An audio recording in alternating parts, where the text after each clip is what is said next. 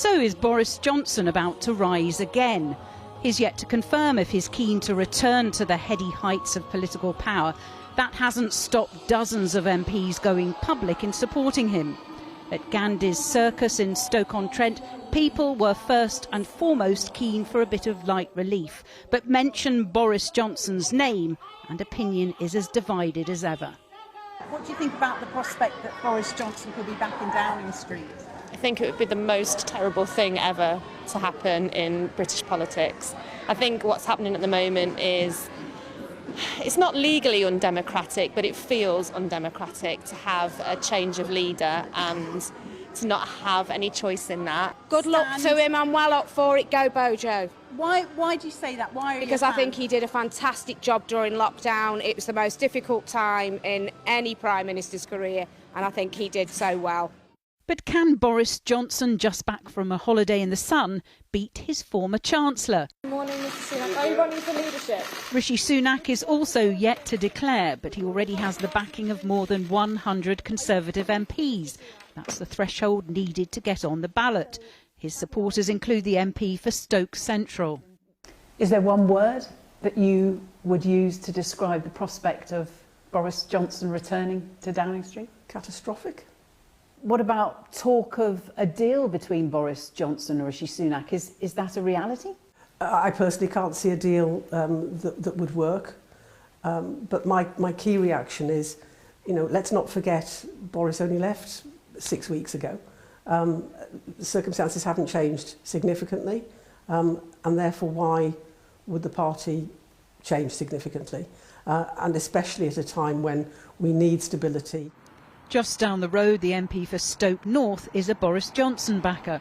Although back in July, Jonathan Gullis resigned from the government, saying, "I feel for too long we've been more focused on dealing with our reputational damage rather than delivering for the people of this country." He wasn't available to explain why he's changed his mind. Boris Johnson has apparently called at least one MP this afternoon to garner more support. His backers are claiming he now has the required 100 MPs to enter the ballot.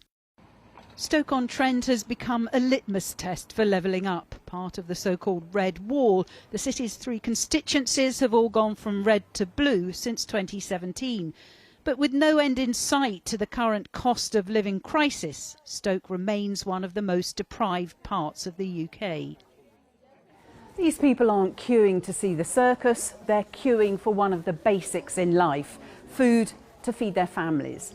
And there's anger here that once again politicians are distracted by another leadership election. Sue and her partner Jim are regulars at Affordable Food. Once again, she defies the stereotype. Sue is a community midwife who says she's close to breaking point. We have to come and get what we can. And I can see that's a really hard thing for you to talk about. Yeah. So I didn't expect to do this. But life has got pretty tough. It has, yeah. Absolutely. Over the last few months, definitely. Yeah, much tougher than it used to be. Sue and Jim want a general election. There's little chance of that anytime soon. Meanwhile, the drama of who will emerge as the next Prime Minister continues. It might be next Friday before we know the answer to that. Jane Dodge reporting. Well, we rang round MPs who have publicly declared their support for Boris Johnson. No one was available to come on the programme, but I am joined now by Conservative MP Hugh Merriman, who is backing Rishi Sunak in the leadership. Thanks so much for coming this evening. Why hasn't Rishi Sunak actually declared? I mean, is he frightened of coming up against his old boss and losing? No, not at all. It's more a case of making sure that you've got the support around you, and he seems to have I think it's 125 of us that have publicly declared. And that means that he can now, I very much hope, be confident that he's got the support of the parliamentary party and then declare that he's a candidate and in it to win it. I mean, presumably he is still, though, dreading to go to the membership who have roundly rejected him already. They hated him for what they see as wielding the knife against Mr Johnson and deemed him to be out of touch. Why will it be different this time? Well, I think, firstly, to your point about why will it be different this time, I mean, firstly, it was 55 for Liz Truss, 45% for Rishi. But crucially, we now have the policies that Rishi advocated all the way through the summer. Those are now government policies that the government has tacked to without Rishi Sunak being in it. So he's the architect of those policies.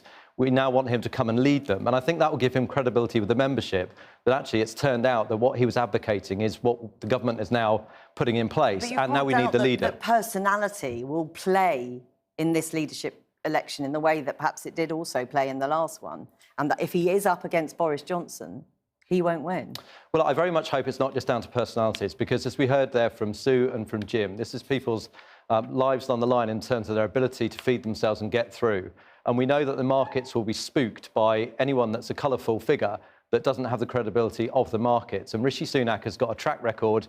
The markets clearly have liked his policies because things have stabilised since the policies were enacted by Liz Truss. Now we need the leader of those policies to come and unite the party, but also the country, and just to calm things down a bit. I mean, what about the argument that Mr Johnson could damage Rishi Sunak even if he doesn't stand? There was this strange line today from his backers saying, you know, he's got the 100, he can stand if he wants to.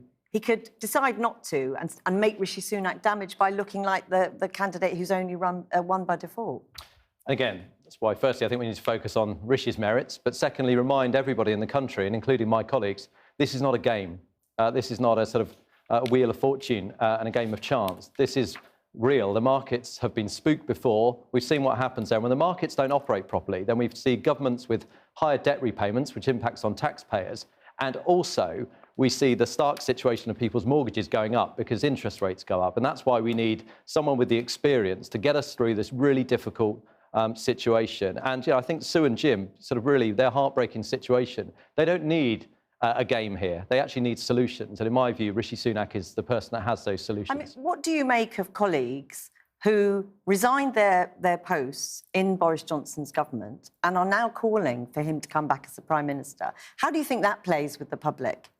Well, the public will find it extraordinary. I mean, on the way here, I was chatting to my mum, and she said, how could your colleagues even be contemplating this? And it is very difficult to explain away. We had a situation just a few months ago where 50% of my colleagues were calling for the Prime Minister to step down, but 50% of ministers wouldn't serve in his cabinet and in his government. And fast forward 3 months, some people are still saying that we can have collective amnesia. Forget about that. The crucial issue also, Jackie, is that you fast forward through to December and we could find ourselves in a situation where if it's Boris Johnson, then he has to stand down. And again, that won't give the stability that Jim, Sue, markets, my constituents need. Equally, and briefly, if you would, there is also an argument that Rishi Sunak does not have a mandate, that there was one man who had a mandate, that was Boris Johnson. He delivered the 2019 election, he delivered that majority, and that actually the honourable thing to do would be to go to the country.